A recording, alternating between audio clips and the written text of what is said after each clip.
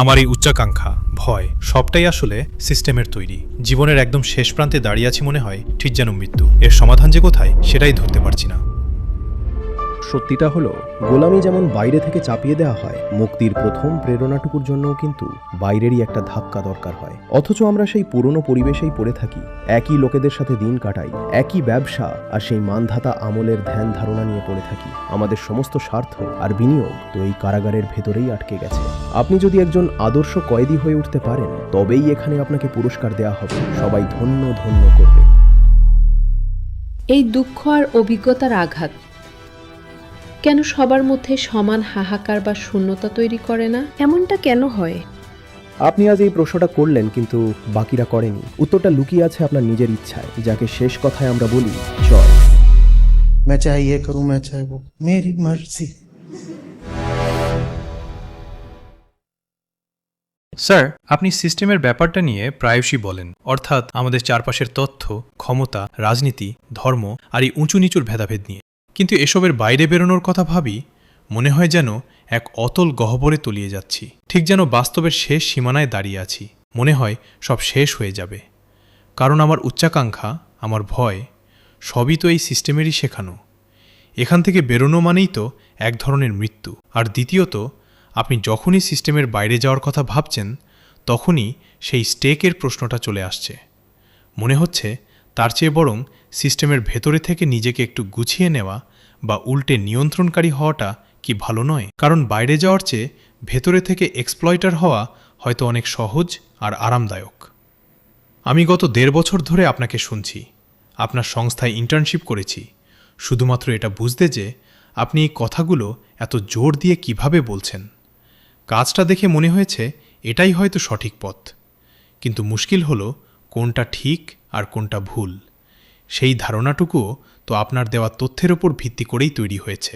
তাই যখন আপনার থেকে দূরে থাকি, মনে হয় এই কাজটাই জীবনের একমাত্র লক্ষ্য। আবার যখন আপনার কাছে আসি, তখন মনে হয় নিজের জন্য একটু ভালো সুযোগ বা আরামদায়ক জীবন কি গুছিয়ে নেওয়া যায় না? এই যে ভেতরে এক অদ্ভুত লড়াই চলছে, এর সমাধান আমি কিছুতেই খুঁজে পাচ্ছি না। আমাদের অন্তরের কিছু দিক এমন থাকে, যা বাইরের কোনো টোকা বা সংকেত না পাওয়া পর্যন্ত কোনোদিনও সাড়া দেয় না।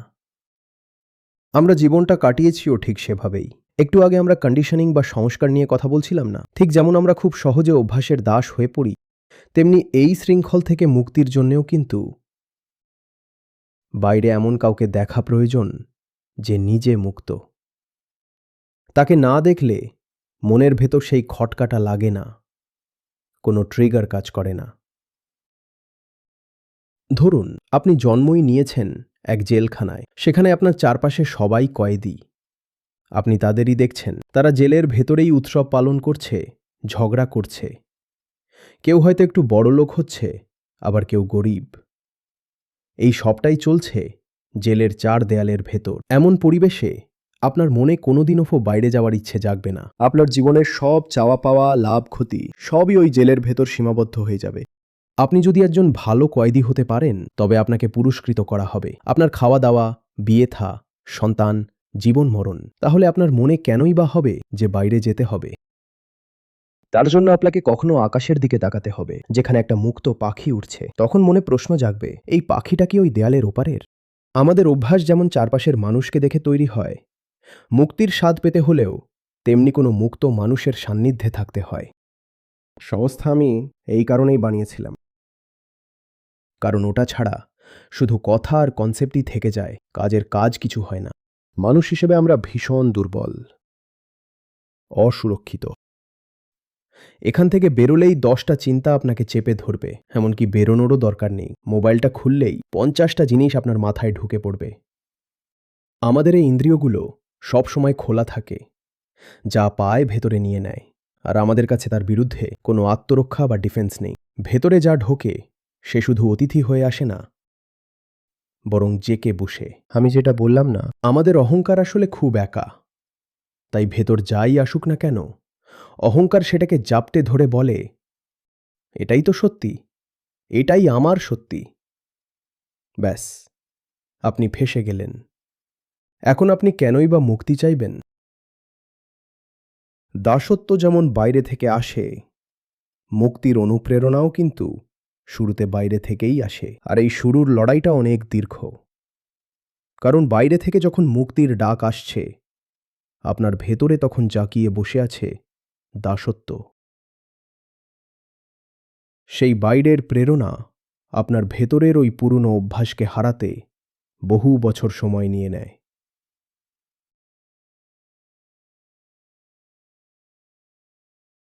আমাদের সংস্থায় হয়তো একটা পোস্টার দেখেছেন, তোমাকে আগুন থেকে বাঁচাতে আমাকে আগুনের সাথে নয়, তোমার সাথে লড়তে হয়।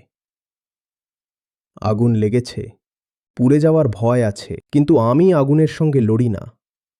আমি আপনার সাথে লড়ি, কারণ আপনি নিজেই পুড়ে মরতে চাইছেন। আপনি বলছেন আমি বাইরে আসবই না, তাই আপনার ভেতরে যে বসে আছে তার বিরুদ্ধে লড়াই করার জন্য বাইরেও এমন কাউকে দরকার যে আপনাকে প্রতিনিয়ত টোকা দেবে, আপনার সামনে অন্য এক বাস্তব তুলে ধরবে, অ্যান অল্টারনেট রিয়ালিটি। না হলে আপনি যা দেখেছেন, যা জেনেছেন, আর আপনার মনের ভেতরে যা আছে, আপনার কাছে সেটাই একমাত্র ধ্রুব সত্য হয়ে দাঁড়াবে। আর যখন সেটাই একমাত্র সত্যি, তখন আর বিদ্রোহ কিসের? মুক্তিরই বা দরকার কি? বিকল্প বলতে তখন আর কিছুই থাকে না। যখন বাইরে থেকে কেউ একজন আসে, সে পথ দেখিয়ে বলে, বিকল্প আছে, আমার দিকে তাকাও, আমি যদি পারি তুমিও পারবে, কারণ মূলে তোমার আর আমার মধ্যে তো কোনো পার্থক্য নেই। তখনই আসল পরিবর্তনটা ঘটে। না হলে এই একই চক্র চলতেই থাকবে যে, আচার্যজি, আমি যখন আমার সেই পুরনো সাধারণ সংসারী জীবনে ফিরে যাই তখন ফেঁসে যাই। আমার প্রশ্ন হলো, সেখানে থাকো কেন? যদি নিজের মুখেই স্বীকার করো যে ফেঁসে যাচ্ছ, তবে তোমাকে সেখানে গিয়ে আস্তানা গাড়তে কে বলেছে? এটা তো তোমার নিজের সিদ্ধান্ত। এই পদক্ষেপটা নিতেই হবে, এছাড়া কোনো উপায় নেই। এই ভুল ধারণাটা একদম পুষবেন না, যেটা তথাকথিত অনেক আধ্যাত্মিক মানুষের মধ্যে দেখা যায়।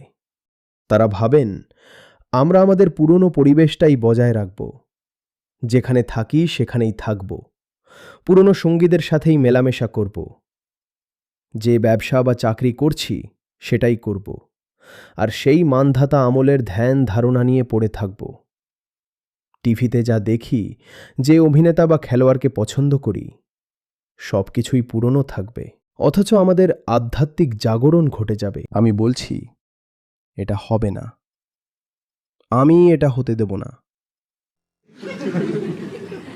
আর যদি হয়ও, তবে জানবেন সেটা ভীষণ নকল একটা জিনিস, হতে পারে না। যাদের অন্তরের পরিবর্তন চাই, তাদের বাইরের পরিবর্তনের জন্যও প্রস্তুত থাকতে হবে। এটাই সেই দাম যা আপনাকে চোকাতে হবে। আপনি বাইরের সবকিছুই পুরনো রাখবেন, এমনকি পোশাকটুকু বদলাতেও রাজি নন। 10 বছর আগে যেমন পরতেন, আজও তেমনই পরছেন। আপনি কি এমনি এমনি পোশাক বেছে নেন? কেউ বোরখা পরছে, কেউ স্কার্ট। এটা কি শুধু শখ? এর পেছনে কারণ আছে ভাই। আমাদের কন্ডিশনিং, পরিবেশ আর সংস্কারের একটা ফারাক আছে। তো বোঝা যাচ্ছে যে আপনার পোশাক আপনার ভেতরের মানসিকতার প্রতীক। আর আপনি বলছেন আমি আমার পোশাকটুকুও বদলাবো না, সারা জীবন যেটা পরে এসেছি সেটাই পরব। তাহলে তো পরিবর্তন হয়েই গেছে। আমি বলছি না যে শুধু জামা কাপড় বদলে নিলেই সব বদলে যাবে।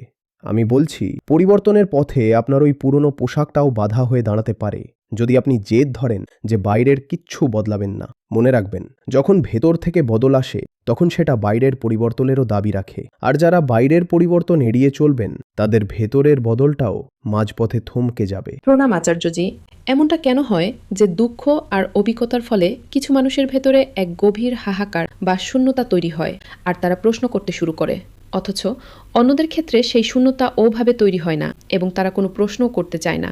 এই পার্থক্যের কারণটা ঠিক কি? যদি এর উত্তর পাওয়া যেত, তবে তো সবাইকে এমন করে দেওয়া যেত যাতে সবাই প্রশ্ন করতে শুরু করত। আপনি প্রশ্নটা করলেন, কিন্তু বাকিরা করেনি। এর জবাব কি? জবাবটা হলো আপনার নিজের ইচ্ছা। সবকিছুর শেষ কথা হলো চয়েস বা পছন্দ। যে চেতনার কথা আপনি বলছেন তার স্বভাবই হলো বেছে নেওয়া। তাই মুক্তিটাকেও বেছে নিতে হয়। ঠিক যেমন এখন অনেকের মনেই প্রশ্ন আছে, কেউ বেছে নিচ্ছে যে সে প্রশ্ন করবে, কেউ বেছে নিচ্ছে যে সে করবে না। এর কোনো ধরাবাঁধা উত্তর হয় না। এটা যার যার নিজের নির্বাচনের ব্যাপার। আমার মর্জি। मैं चाहे ये करूं मैं चाहे वो, मेरी मर्जी।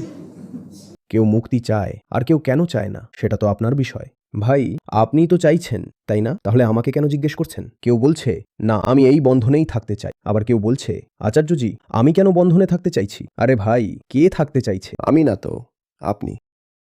হ্যাঁ, আপনি আমাকে এটা জিজ্ঞেস করতে পারেন যে এখন কি করণীয়, কোন দিকে তাকাবো, পথটা কি? তাহলে হয়তো আমি ২-৪টে কথা বলতে পারি। কিন্তু আপনি যদি আমাকে জিজ্ঞেস করেন যে আপনি কেন একটা নির্দিষ্ট সিদ্ধান্ত নিচ্ছেন, তবে সেটা তো আপনিই ভালো জানেন। আপনি না জানলে আর কে জানবে? আমাদের চেতনা এক অর্থে সার্বভৌম, স্বয়ম্ভূ।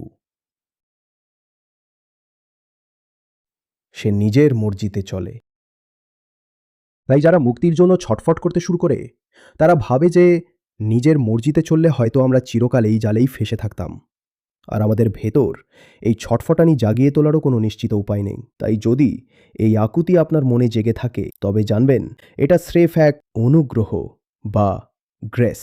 এর পেছনে কোনো জাগতিক কারণ নেই। যদি কোনো সুনির্দিষ্ট কারণ থাকতো, তবে তো আমরা একটা প্রথাগত নিয়ম বা প্রসেস বানিয়ে দিতাম, যাতে সবার মনেই আত্মজিজ্ঞাসার এই ললক জেগে ওঠে। কারণটা যদি জানাই যেত, তবে তো একটা ফর্মুলা তৈরি করে দেওয়া যেত। কিন্তু এর কোনো কারণ খুঁজে পাওয়া সম্ভব নয়। তাই যাদের মনে এই জিজ্ঞাসা জাগে, তারা স্রেফ হাত জোড় করে বলে, এটাই অনুকম্পা, এটাই গ্রেস।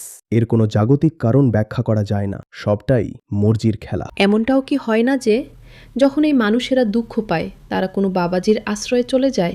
কিন্তু এই যে সেলফ ইনকোয়ারি বা আত্মজিজ্ঞাসার পথ, এখানে তারা কেন আসতে চায় না?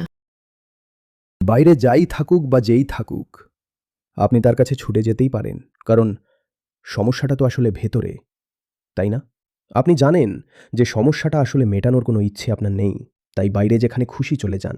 অ্যামিউজমেন্ট পার্কে যাওয়া আর কোনো বাবাজির আশ্রমে যাওয়া, দুটোই আদতে এক। কারণ দুটোই আপনার বাইরের জগৎ। দু জায়গাতেই গিয়ে মনে হয় বেশ একটা মজা এলো। তফাৎ শুধু এটাই, দুটোর মাধ্যমেই আসলে বিনোদন হয়। যে একটার বিনোদনকে আপনি বলেন সামাজিক, আর অন্যটাকে বলেন নৈতিক বা উচ্চ পর্যায়ের বিনোদন। কিন্তু ঘুরে ফিরে ওটা সেই বিনোদনই। বাইরে যা আছে তা হলো বিনোদন, আর সমাধান যা আছে। तम ज्ञान बिना नर भटके, कोई मथुरा कोई काशी। আপনি বাইরের জগতে যেখানেই ঘুরে বেড়ান না কেন, তা মথুরা কাশী হোক বা ক্যালিফোর্নিয়া, লস অ্যাঞ্জেলেস কিংবা মঙ্গল গ্রহ, বাইরে মানেই বাইরে। বাইরের জগতে আপনি যেদিকেই যান না কেন, যেখানেই পৌঁছে যান,